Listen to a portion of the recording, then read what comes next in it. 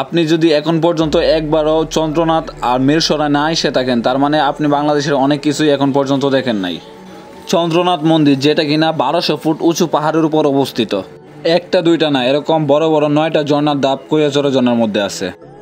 Welcome everyone, this is Mahfuz. আজকে আমি আপনাদের সাথে এই ভিডিওতে শেয়ার করব অ্যাডভেঞ্চারের জন্য বাংলাদেশের অন্যতম বেস্ট দুইটা জায়গা, মিরসরাইয়ের কৈয়াচড়া ঝর্ণা এবং সীতাকুণ্ডের চন্দ্রনাথ পাহাড়ে জার্নির এক্সপিরিয়েন্স। আমার সাথে এই ভিডিওতে শেষ পর্যন্ত থাকবে দুর্জয়, রাকিন, হৃদয় এবং জিহাদ। আপনারা যদি ঢাকা থেকে আসেন তাহলে আগে মিরসরাই ঘুরে তারপর চন্দ্রনাথ ঘুরলে ভালো হবে, আর চট্টগ্রাম থেকে আসলে আগে চন্দ্রনাথ ঘুরে তারপর মিরসরাই ঘুরলে বেশি ভালো হয়। আমরা প্রথমে চট্টগ্রাম আসছিলাম, এর জন্য চিন্তা করলাম পতেঙ্গা থেকে ছোট করে একটা চক্কর দিয়ে আসি, তাই সিএনজি করে সোজা চলে গেলাম পতেঙ্গাতে ঘন্টাখানেক ঘুরলাম। এখন আমরা রওনা দেব চন্দ্রনাথের উদ্দেশ্যে। চন্দ্রনাথ যেতে হলে প্রথমে আপনাকে আসতে হইব চট্টগ্রামের অলঙ্কার মোড়ে। আমরা সিএনজি করে এখানে চলে আসলাম। এই অলঙ্কার মোড় থেকে নাস্তা করে এখন আমরা একটা বাসে উঠলাম। এই বাস সরাসরি সীতাকুণ্ড বাজার পর্যন্ত যাইব।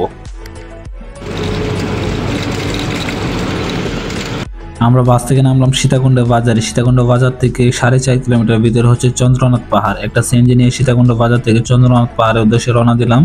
এখানে আসলেই দেখবেন কিছু দোকান আছে, এখান থেকে আমরা কিছু শুকনো খাবার পানি নিয়ে নিছি আর লাঠি নিছি, যেগুলো কিনা পাহাড়ে উঠতে কাজে লাগবো। এগুলো লাঠিগুলো হচ্ছে 20 টাকা করে জন প্রতিটা লাঠি ভাড়া আর কি, নামার পর ফেরত দিয়ে দিতে হইব। চন্দ্রনাথ পাহাড়ে ওঠার জন্য দুইটা রাস্তা আছে। ডান দিকের রাস্তা প্রায় পুরোটাই সিঁড়ি আর বাম দিকের রাস্তাটা পুরোটাই পাহাড়ি পথ। কিছু ভাঙ্গা সিঁড়ি আছে। বাম দিকের পথ দিয়ে ওঠা সহজ আর ডান দিকের সিঁড়ির পথ দিয়ে নামা সহজ, তবে আপনি আপনার ইচ্ছা অনুযায়ী পথ ব্যবহার করতে পারেন। আমরা বাম দিক দিয়ে রওনা দিলাম ওঠার জন্য, আরেকবার নামার সময় চেষ্টা করবো যে ডান দিক দিয়ে নামার আর কি। প্রথমে ঢোকার পর রাস্তা যত স্বাভাবিক মনে হয়েছিল, কিন্তু সামনে যত যাইতেছি মনে হচ্ছে রাস্তা অনেক অস্বাভাবিক।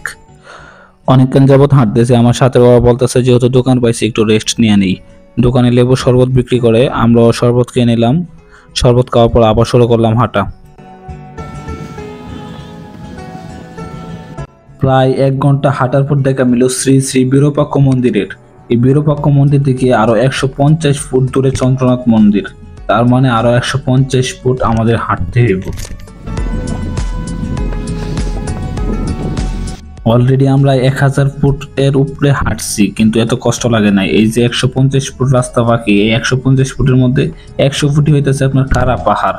এই কারা পাহাড়ে 100 ফুট রাস্তায় হাঁটা মানে অনেক কষ্টকর, নিজের সামলায় রাখাই কঠিন। কি অবস্থা? আরে আসি পারবা শেষ পর্যন্ত? অবশ্যই পারতেই হবে। ইয়েস, আমরা চলে আসছি চন্দ্রনাথ পাহাড়ের একদম চূড়ায়, যেটা কিনা 1200 ফুট উঁচুতে অবস্থিত। চন্দ্রনাথ পাহাড়ের চূড়ায় দাঁড়ায় যখন আপনি নিচে তাকাইবেন, এটা আসলে অন্যরকম অনুভূতি, চোখের জন্য শান্তি। কিছুক্ষণ উপরে বসে পাহাড়ের সৌন্দর্য উপভোগ করলাম। এবার নেমে যাব। নামার সময় ডান দিকের রাস্তা দিয়ে নামবো, এটা আগেই চিন্তা করে রাখছিলাম।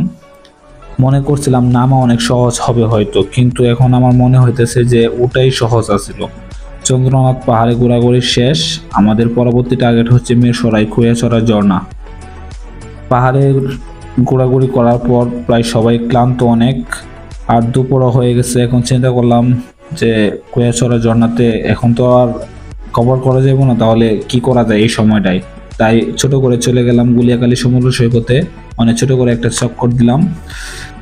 গুলিয়াখালী বিচে অল্প কিছুক্ষণ ঘোরার পর আমরা চলে আসছি পরতাকিয়া বাজারে। এখানে একটা হোটেলে উঠলাম রাতে থাকার জন্য। আল্লাহ বাসালি একদম ভোরে বের হম মিরসরাই কৈয়াচড়া ঝর্ণা দেখার জন্য।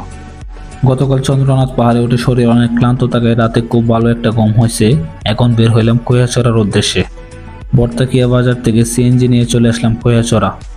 এখানেও কিছু দোকানপাট আছে, খাবারের হোটেল আছে। আমরা পায়ের জন্য হ্যাংলেট নিলাম, পানি নিলাম আর লাঠি নিয়ে রওনা দিলাম ঝর্ণা দেখার উদ্দেশ্যে। দোকানদার বলতেছিল যে কালি পায়ে গেলে স্লিপ করতে পারে ঝর্ণা ওঠার সময়, এই জন্য হ্যাংলেট অবশ্যই আপনারা নেবেন আসলে।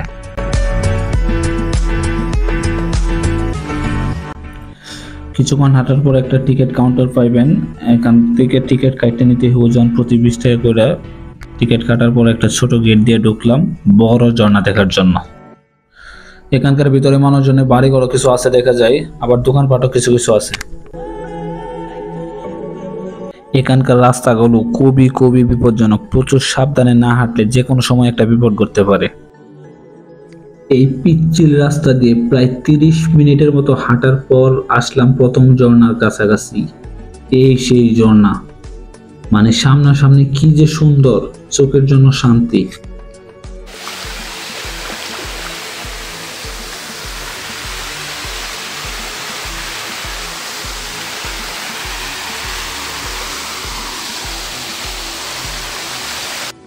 এটা হচ্ছে ঝর্ণার প্রথম ধাপ, এরকম আরো 8টা ধাপ আছে উপরে। প্রথম ধাপে আসতে অবশ্য হাঁটা ছাড়া তেমন আহামরি কোনো পরিশ্রম করতে হয় নাই। এবার আরো উপরে যাই, সর্বশেষ ঝর্ণা পর্যন্ত যাওয়ার লক্ষ্য নিয়ে উপরে উঠতেছি এখন আমি। আমার সাথে যারা ছিল তারা প্রথম ঝর্ণার এখানে ছবি তুলতেছে, আমি একাই উপরে উঠতেছি। আমরা একদম ভোরে আসার কারণে আমাদের আগে কেউ আসতেও পারে নাই, যার কারণে ঝর্ণার সব ফাঁকা আছে, আমরা নিজেদের মতো উপভোগ করতে পারতেছি। একাই উপরে উঠতেছি, সত্যি বলতে কিছুটা ভয় কাজ করতেছে যে আশেপাশে কেউ নাই, একদম নিঝুম অবস্থা, আর গাছের ডালপালা এগুলো কিরকম জানি একটা ভয় ভয় লাগতেছে। এমন এক জায়গায় আইছি, না ফোনে নেটওয়ার্ক আছে না কিছু আছে। আমি যে আমার ছাত্র নিচে রাখতেছি, এবং এটা বিপদ হয়, ওরা ফোন পর্যন্ত যেমন যেত না। এমন একটা মনে যাচ্ছে কিছুক্ষণের লেগে যে স্বাভাবিক দুনিয়ার বাইরে আছি, বুঝতেছি না কি হইতেছে, কই যাইতেছি কিছু বুঝতেছি না। এই যে দেন কি অবস্থা। আপনি যদি হইয়াচড়া না আসেন তাহলে বুঝবেন না এটার আসল সৌন্দর্য কি। এটা একমাত্র নিজের চোখে দেখতে এই বইটা আসল সৌন্দর্য। এটা ফোনে দেখিয়া বা কোনোভাবে এটা বোঝা যেত না। আপনারা আসতে একবার হইলে ঘোরা উচিত এই জায়গা। আর একটু সামনে যাই, দেখি কি আছে। ভয় করতেছে, একলা একলা, সাথে ওরা আসছিল, এই যে ওরাও চলে আইছে। নিচ থেকে প্রথম ধাপে ওঠা যেমন কঠিন ছিল, প্রথম ধাপ থেকে দ্বিতীয় ধাপে ওঠা যাচ্ছে কয়েক গুণ বেশি কঠিন ছিল। এটা হচ্ছে দ্বিতীয় ধাপ।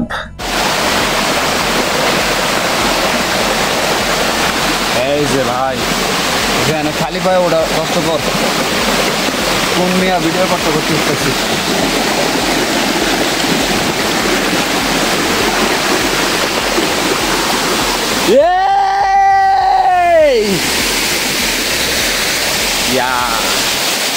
এটা হচ্ছে ঝর্ণার তৃতীয় ধাপ। আমার মনে হইতেছে রাস্তা থেকে প্রথম ঝর্ণা আসতে যতটা কষ্ট হয়েছে, এর চেয়ে কয়েক গুণ বেশি কষ্ট হয়েছে প্রথমটা থেকে দ্বিতীয়টাই ওটাই। এভাবে মানে যতটা উপরে উঠতেছি তত মনে হইতেছে রাস্তা অনেক বেশি রিস্ক, অনেক বেশি কঠিন, মানে কষ্ট অনেক বেশি হইতেছে, কয়েক গুণ বেশি করে হইতেছে কষ্ট। ওয়ান্স মোর, আরো একটা স্তরে উঠলাম। ইয়াস,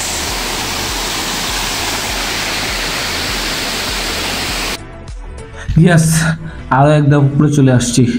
কয় নাম্বার ধাপে আসছি জানি না, তো আমার লক্ষ্য হইতেছে সর্বোচ্চ যে উপরে আছে, মোট 9টা স্তর, ওই 9 নাম্বারটায় যাওয়া।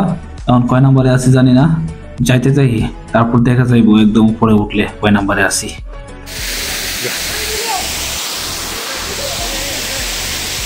এটা আর একটা ছোড়া, এরকম সর্বোচ্চ কয়টা ছোড়া করতে পারি কারো জানে।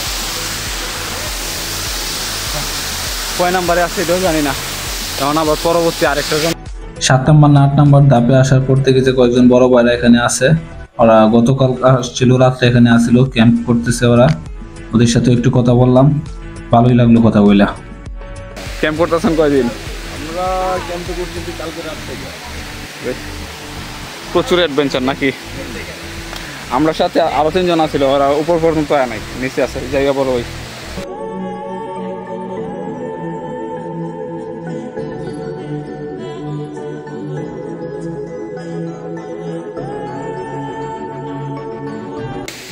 সাইনবোর্ড দেওয়া বিপজ্জনক এরিয়া, শুধু শেষ ধাপ পর্যন্ত দেখে আসবো চিন্তা করছি। অ্যাডভেঞ্চার তো অ্যাডভেঞ্চার, বিপজ্জনক হোক আর যাই হোক। কেমনে নামবাম? শেষ মাথাতে ঘুরে বেড়া, শেষ ধাপ পর্যন্ত না গিয়ে যাওয়া যাবে।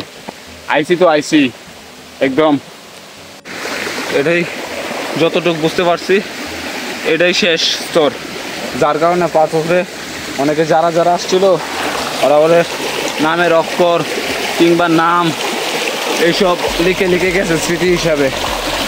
তো পাথরের মধ্যে তাদের নাম। বাহ, adventure man, yeah life is truly adventure. কুয়াচড়া ঝর্ণার যে মোট 9টা ধাপ, মোট 9টা ধাপে আমার ঘোরা শেষ। এখন নিচে নেমে যাওয়ার পালা। নিচে নামার সময় আরো বেশি রিস্ক, মানে পিচ্ছিল রাস্তার মধ্যে একটু পা যদি স্লিপ কাটে একদম ঝর্ণার সাথে টুকুস করে চলে যাইতে হইব। সুতরাং অনেক সাবধান, অনেক রিস্কি, দেখে দেখে পার হইতে হইব।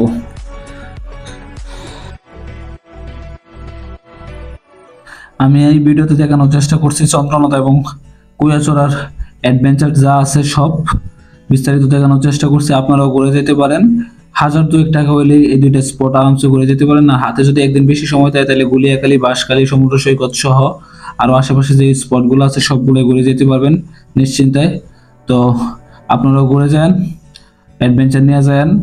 ভিডিওটা শেষ পর্যন্ত যারা দেখছেন অসংখ্য অসংখ্য ধন্যবাদ। পরবর্তী ভিডিওর জন্য অপেক্ষা করেন, সাথেই থাকেন। Stay with Mahfuz.